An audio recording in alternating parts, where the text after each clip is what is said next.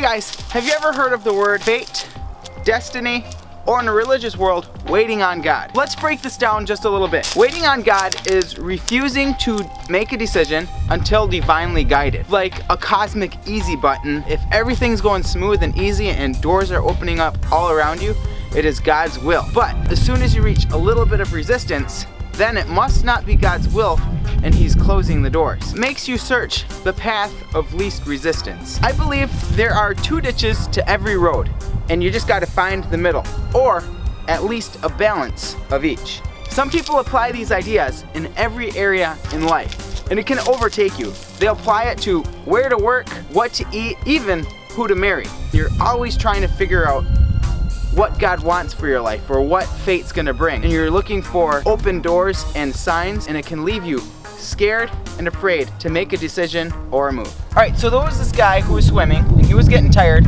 Shore was very far. He prayed to God, God, please save me. And shortly after that, there was a guy who threw him a rope.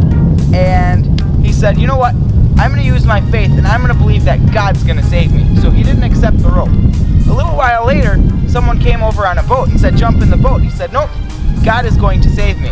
A little while later, he drowned. Some people won't even vote because they want God's will, afraid to affect anything because you only want God's will. It can be so overwhelming that you avoid the actual things that you desire in life, your life goals, such as like if you want to get married, some people will avoid going where they're most likely to meet friends and peers and possibly a spouse because they don't want to be doing it with ulterior motives. They want God's will in it because they've been told God is going to bring them their spouse. If there's any question about it, they will avoid it and they won't push through it. If you step out and go and do something and it fails, you will feel as if you missed God, and it can bring extreme feelings of guilt. It's easier to steer a ship that's moving than a ship that's not moving, regardless of its direction. This brings me back to the story that Jesus told in the Bible that there was someone who was too scared to invest his coin because he was afraid of losing it. In the end, he said, I didn't invest your money because I was afraid of losing it, and I didn't want to lose it.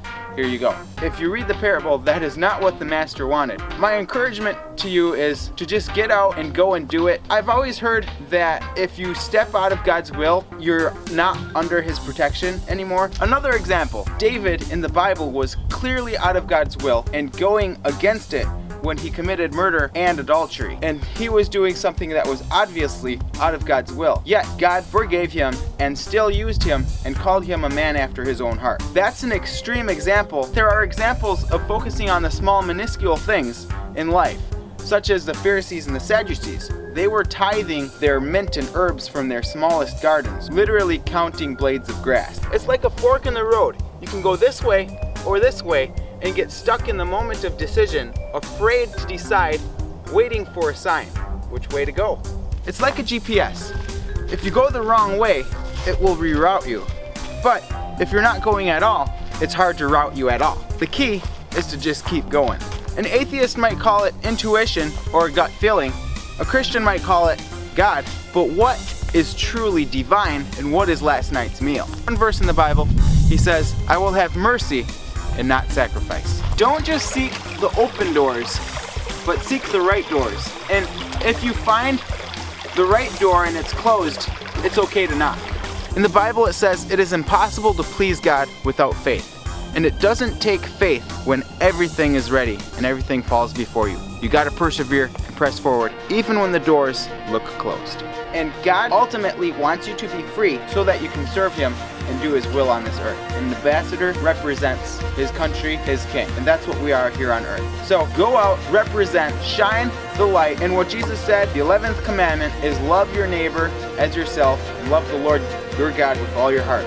Everything else will fall in line. I want to thank my cameraman, Kenny, which is right here.